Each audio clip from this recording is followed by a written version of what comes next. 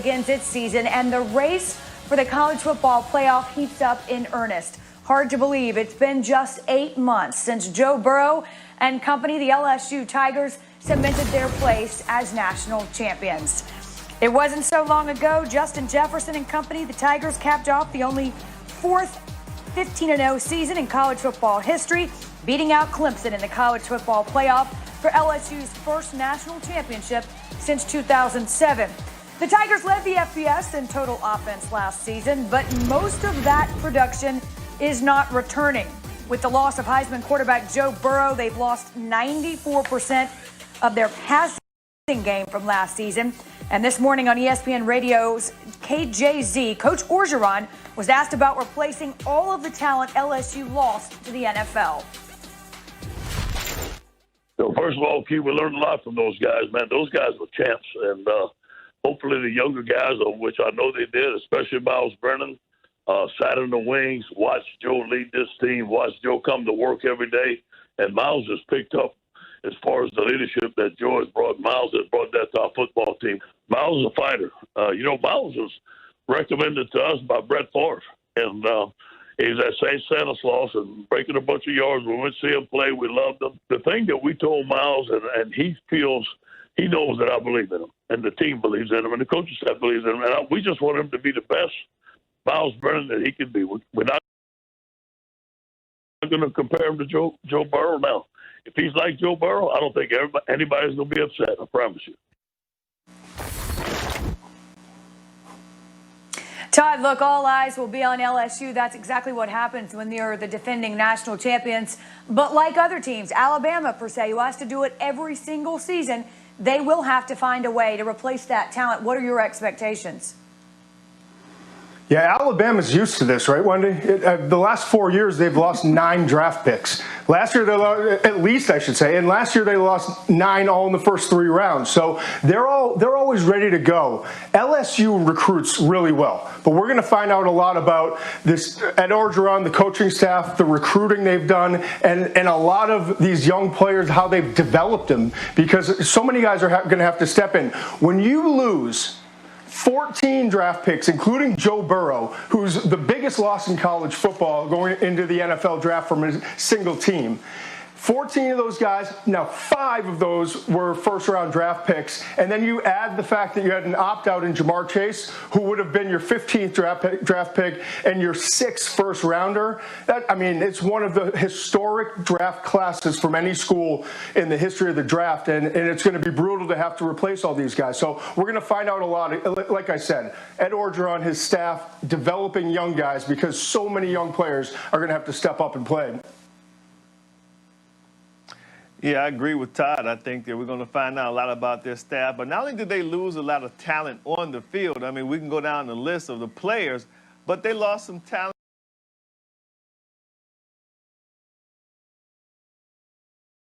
as far as the coaching ranks are concerned, too. Don't forget, Joe Brady, the kid wizard who came over from the New Orleans Saints, was one and done. Came to Baton Rouge, called the plays, and now he's in Carolina with the Carolina Panthers as the offensive coordinator. They lost him. They lost Dave Aranda, the defensive coordinator. He's now at Baylor. So they lost some valuable pieces in that coaching staff.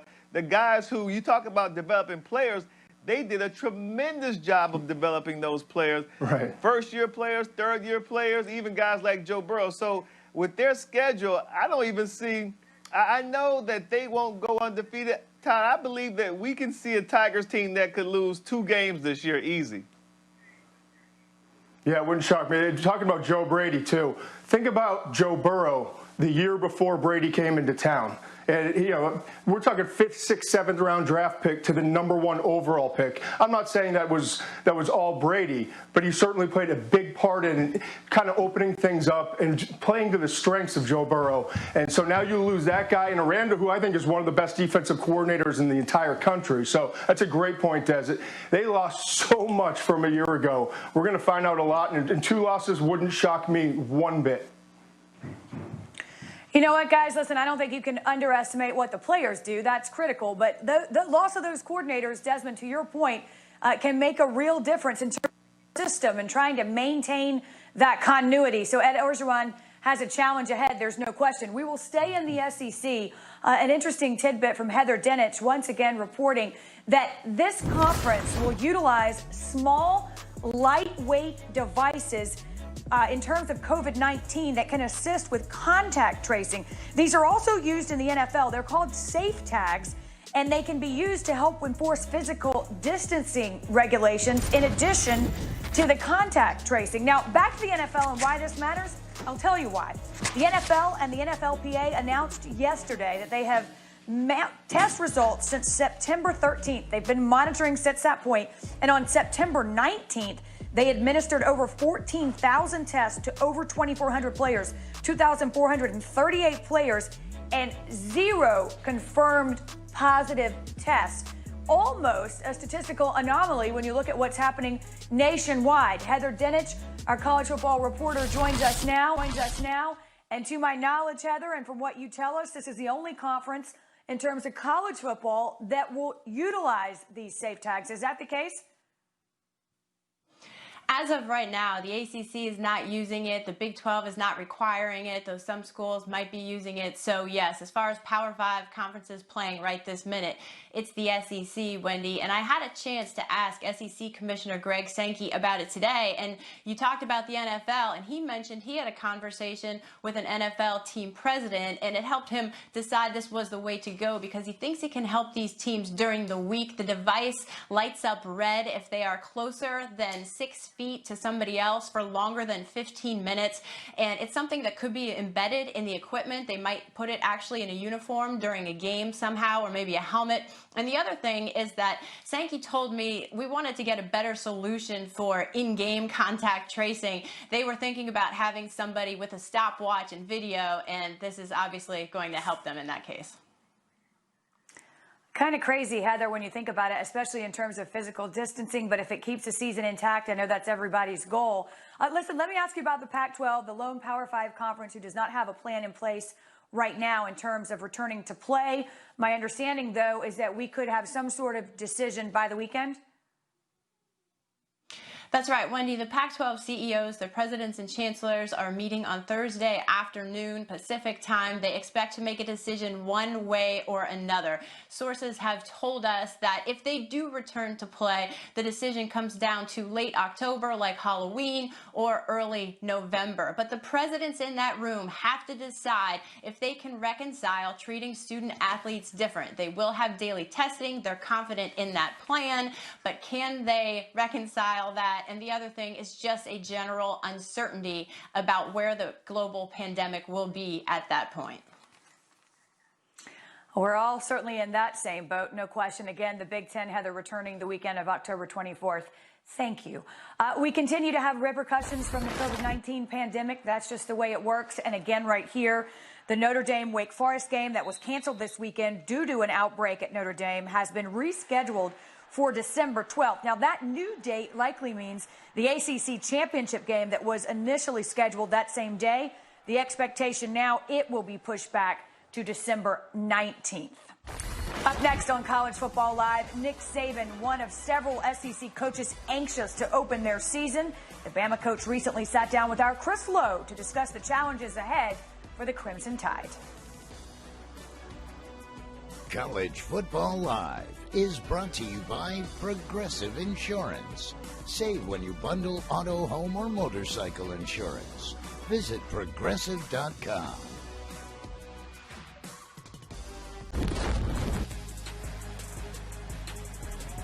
Welcome back to College Football Live, a sight we were not used to seeing last season. Alabama out of the college football playoff for the first time in the 6-year history. Nick Saban recently sat down with Chris Lowe to talk about the challenges beyond the championship race.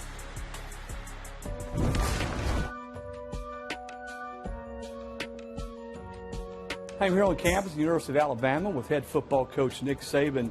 Nick, this is your 25th year as a head coach at the collegiate level. But have you learned more this year in this preseason and offseason than ever before? Well, I think I've learned a lot about how to adapt to change because we've obviously had a lot of uncertainty. But I think it's been challenging. I think the players have responded to it in a really positive way, and I'm just glad that they have an opportunity to create value for themselves this year by having the opportunity to play. Here at Alabama, you guys have taken a step to test your players daily. How big a difference has that made, and has it enabled you on the practice field to continue to practice the way you want to? We've actually tested more probably than any school in the country. We were testing twice a day at the beginning of the summer, and now testing every day. So when they go on the practice field, they know the guy that they're practicing against does not have an issue, which means we don't have to change things a lot on the field, which helps their development and their opportunity to play well when that time comes. Were you happy to see the Big Ten's going to play this year? So more representative of all of college football for the players than just the fact that you're going to have those teams all represented. Well, I think it's great for the players. I know how hard players work. I don't care if you're playing at Kent State or Ohio State, but I'm also pleased that the more people that play this year, the more holistic this season becomes. And I think that's the way we all would like for it to be. You've not had any players opt out. What's that say about your culture? Well, I think it goes back to that word trust. You know, they trust the medical staff, and I think they understand that they came here to create value for themselves so that they could elevate their chances of being more successful in life, personally, academically, and athletically, by what they can accomplish here. I'll ask you finally, the season's almost here. Was there a point where you were really concerned that there was going to be a football season? There was, I think, a couple weeks before we were ready to start camp when some of the other leagues started to opt out. And I do think it was really important that the players themselves, Trevor Lawrence, Najee Harris, that whole group of guys that came out and said how much they wanted to play. I'm just so happy and pleased that they are going to have that opportunity now. Todd, Nick Saban officially named Mac Jones his starting quarterback earlier this week. Now, he did make 4 starts last season in relief of an injured Tua Tagovailoa. So during that time, that sample size, what did you see? Well, I saw a quarterback that battles. The first thing is, you go into Auburn in the Iron Bowl, and you throw 2 pick sixes, and you still find a way to grind it out and get to a point where you're down 3 points with an opportunity to kick a game-tying field goal, and you wind up with a holding penalty. So that, to me, even though it was a loss, one of 2 losses last year, I saw a lot of grit in his game, and I saw the way that he likes to battle. The other thing is, in the Citrus Bowl, I really got to understand him in terms of his vision and how quickly he can process things. He did a great job. 3 touchdowns in that game. He really threw the ball all around the field and attacked vertically. But what I loved, you'll see in the vision cones here, like when you start to the front side, to his right, and then you go through the first progression read, the second progression read, work all the way back, and then you find the breakdown in coverage, that shows me that he's a young quarterback, but he's been around and he's watched really good quarterbacks like Tua Tagovailoa, and he's learned a lot, and he can process quickly. When you've got wide receivers like they have and a running back like they have and 3 draft picks on their offensive line, he's protected well, but as long as he can go through his progression reads and get the ball out to the guys that need it distributed to them, he's going to be just fine.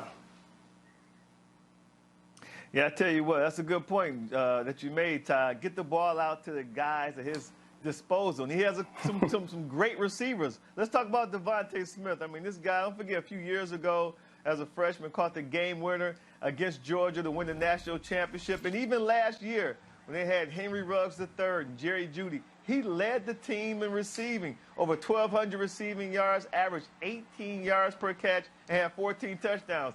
And then Mr. Excitement himself, my guy Jalen Waddle. I mean, he's probably the most dynamic football player in all of college football. Just add a football and watch him go. Excellent return guy, too. I think with Devontae Smith and you got Jalen Waddle, man, Mac Jones is set up for success. And don't forget, too, he got Najee Harris in the backfield. So I think he got a pretty good crew around him this year. And Mac Jones will make his first official start as the official starter coming up this weekend against Missouri. Again, the SEC finally kicking off its season. Time now, though, for What's Your Beef, brought to you by Old Trapper. And since the SEC doesn't start until Saturday, we'll take a look back, if you will, to what stood out from last weekend. Todd. Well, De'Ara King stood out to me last weekend. He has the first couple weekends. I don't have beef with him. I mean, everyone can calm down a little bit with the U is back. But De'Ara King, he's arguably the most exciting quarterback to watch in all of college football. He's not just a runner. He's a guy who can extend plays, and he can throw the ball down the field. Brevin Jordan, their tight end, they're moving him around as a big wide receiver. That's been a great connection. The thing that is interesting, though, is defensively, this is where they've been really good for the last several years, and they've struggled on offense. But this year, it's the defense that's got to grow up. They've got a lot of transfers and younger players. But Miami's got a chance to be there in the top 10, maybe the top 6 or 7 when it's all said and done. And it has everything to do with what they're doing offensively in terms of formations and schemes. And most importantly, De'Ara King. This guy is absolutely explosive. Yeah, he's been really sensational the last 2 games. Man, had joy treat watching him last week. You know, we haven't had too many great games, so I can't really pick a game or a team. But I think a big moment was last week. We actually had the Big Ten commissioner, Kevin Warren, on the show. He did a interview with Reese Davis, and I thought that he really explained himself well. He explained the process that the Big Ten went through to come to the conclusion that they did for each decision that they made. And then he humanized himself, too, talked about how he was in a bad car accident as a little boy, 10-year-old boy, and was in a body cast. But I just thought he answered all the questions openly, fairly. He seemed to be transparent. He didn't shy away from any questions. He didn't talk in circles. He was very succinct. So I thought that was for the Big Ten Conference, I thought that was a good message that their conference is in the right hands with Kevin Warren. Well, listen, Desmond, and you heard Nick Saban. I think everybody's happy to see the Big Ten back. Everybody, both in and out of that conference, wants this season to count, if you will, and to be the real deal. And the more teams we have playing, that's exactly the case.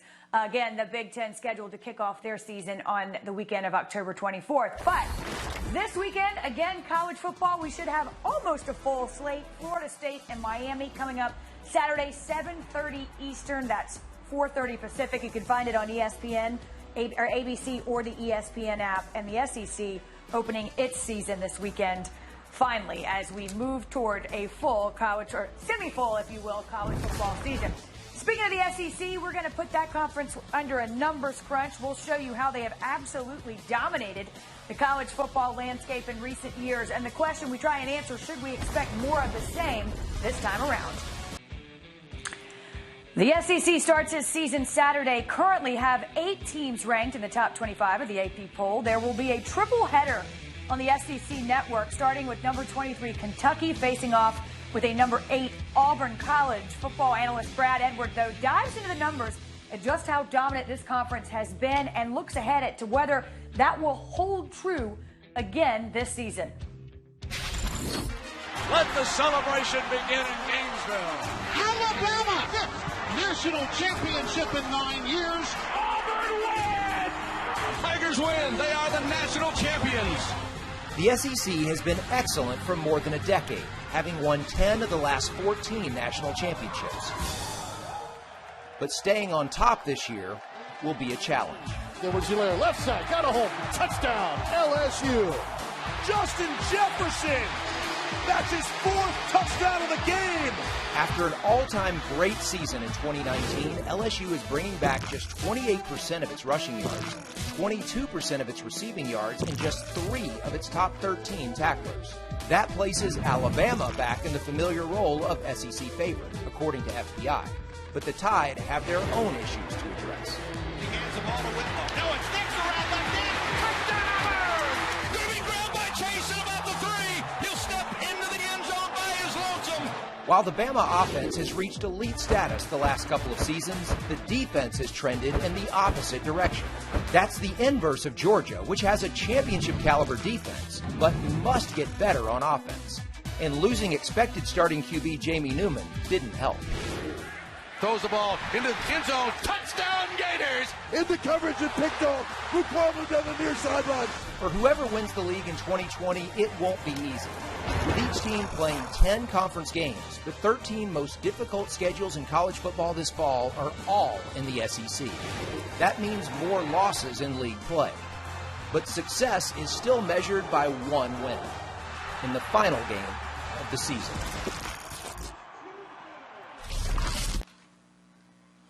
All right, gentlemen, we're going to agree for the sake of argument that Alabama is the top seed here. If that's the case, Des, who's their closest challenge here? I know some people think Georgia, but I'm going to go with the Florida Gators with Kyle Trask and Dan Mullen. I like that combination, so I'm saying go Gators. Des, Go I'm Gators, one Todd. of those people. I'm going Georgia. If Dwayne Mathis is the quarterback, I'm fired up to watch what this offense is going to be. All right, Alabama in pole position. Once again, gentlemen, thank you. See you tomorrow.